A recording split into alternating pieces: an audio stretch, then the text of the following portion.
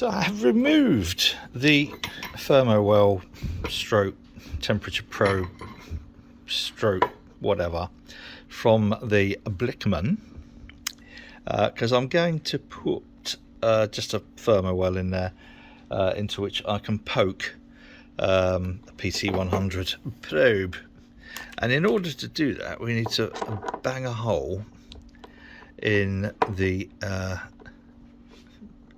Blickman where this came out of. Now fortunately there is an L big enough for me to get that through. So the way these work, I'll just take that apart and show you.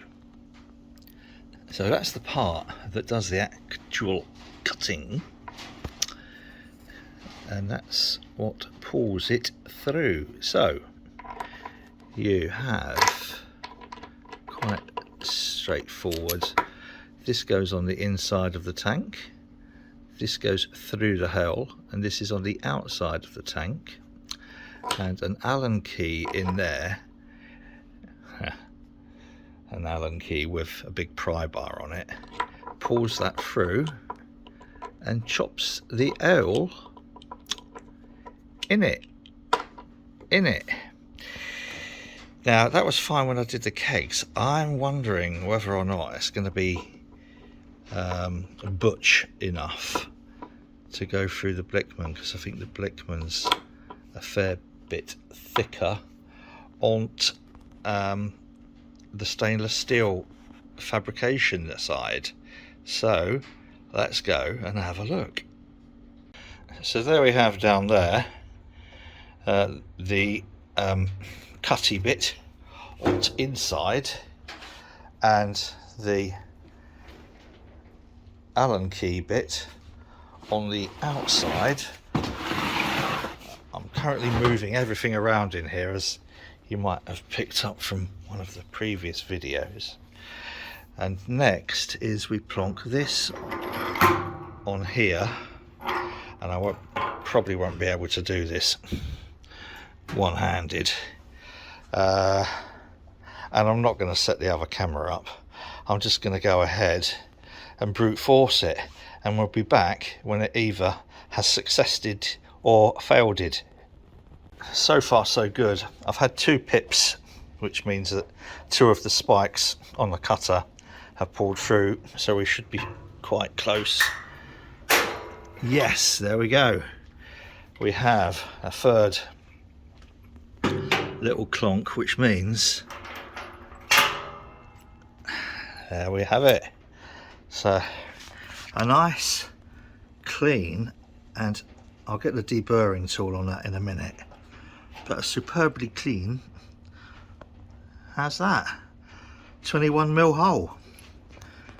Fairly sure that the thermowells 21, we'll find out in a sec. And this is what it chops out. So as you can see, boom, boom, boom, that. Perfect. I shall do the same again with the pot that Andy's bringing over. As you'll have seen from one of the previous videos, Andy's been to collect another 200 litre copper. It'll either be a copper or HLT, but again it's got one of these analog temperature gauges which are no use to me whatsoever. So yeah, these little Q-Max cutters, fantastic things, really are. So there we go. I have a range of them for doing various different things, not all brewery related. Just one thing, that Blickman tank feels like it's a lot thicker stainless steel than that. I think that's probably about 1.2mm. So it's not as thick. It feels as sturdy as a keg, but it's not as thick as a keg. In fact, that is out of a keg. that's a bit of from one of those big 100-litre firkins I got from Morrow Brothers for Chris and I, and the one that Chris then welded all of the tri-clamp fittings etc on. So as you can see, there is quite a substantial difference in thickness. Souvenirs in there. So this is the thermo well that I'm going to put in, and the reason I like these particular thermo wells, apart from them being really chunky and coming with chunky nuts, is that once it's installed, there's this little furrow that you can stick on the end and use a screw-in PT100, or if you're just using an Inkbird, you just shove the probe down there. So without further ado, let's get it installed. And there she is. So there's a little silicone washer on both sides, there and there. The key with these is not to over tighten them, because it isn't necessary. You just need to have a seal. So I'm going to tighten this nut up here a little bit, and then I'll put this on and show you what I mean about the screw-in PT100s. What I've done is just tighten that up. I've probably tightened it. No, it seems all right. I'll water test it in a bit. In fact, I could just leave it outside because it's pissing down with rain. Has been all day. Anyway, that is 1/2 inch BSP. This is a PT100 with a 1/2 inch BSP thread.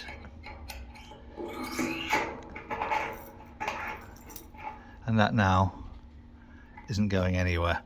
It's perfect. Now, what I could do is squirt in there, squirt some of the silicone heat transfer stuff that you use when mounting the fan onto processors in a computer, and that would then have super conductivity from the thermo well to the thermo probe.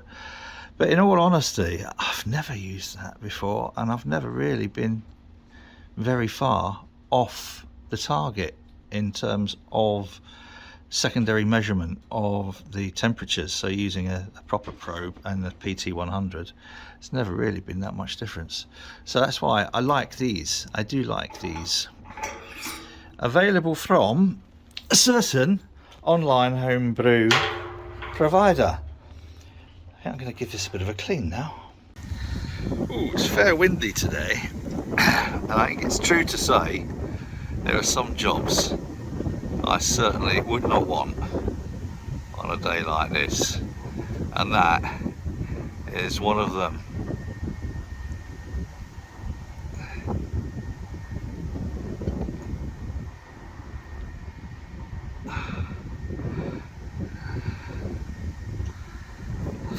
Fucking hell. It makes me go weak at knees just thinking about it. Ah, that's that. I was going to go out and film those poor blokes up the top of the chimney, but nah.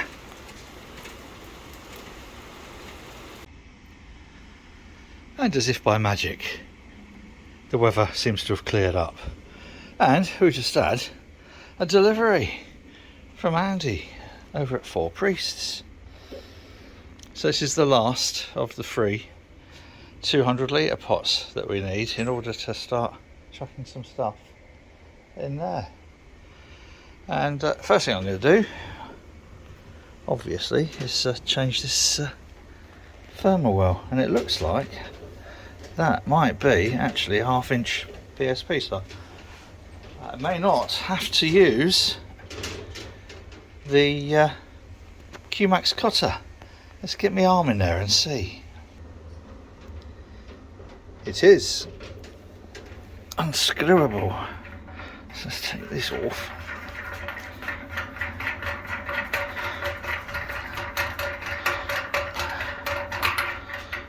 And there's a oh crumbs. There's a... Right, now I recognise these. These nuts are designed to have that little inset washer to seal, and that's what that one is there. So let's see if we can get that off without causing any, oops, sorry, any damage to it.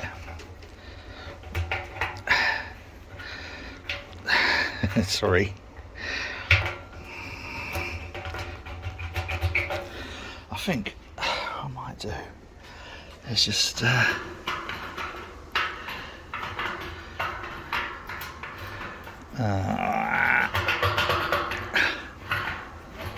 I was dreading this. Is it? Yeah, it's sort of unscrewing. But it does mean that that's probably not a full 1/2 inch BSP hole. Might be a little bit too small.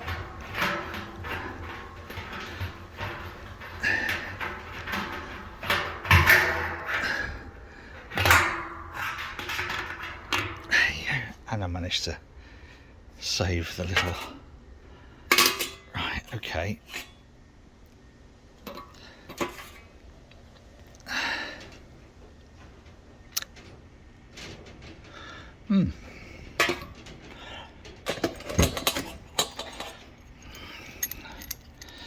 Hang on, just pause. That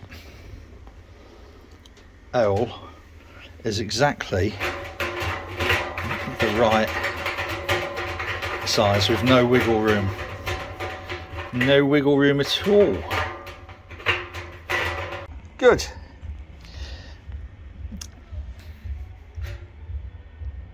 I will be having to punch some more holes in this, won't I?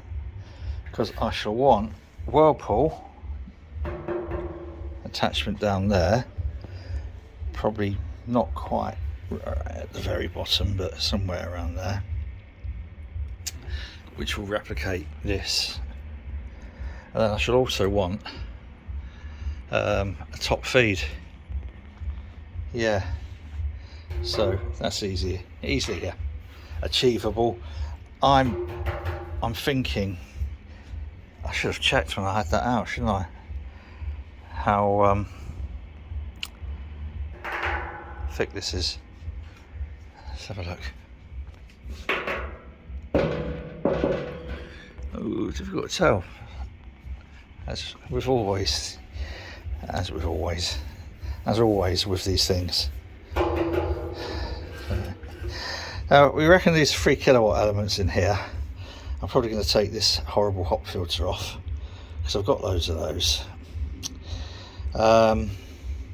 Yeah, I suppose I should start taking these apart down here so that I can this probably just needs a new gland in there, but I'm probably going to take them apart anyway. Does that unscrew, I wonder?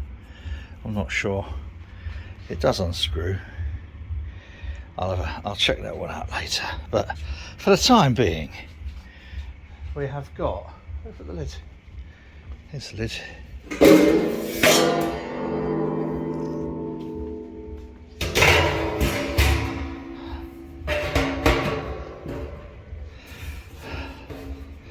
Yeah, so there we have the copper, the mash tun, and probably the HLT, which is going to be the SS Brewtech.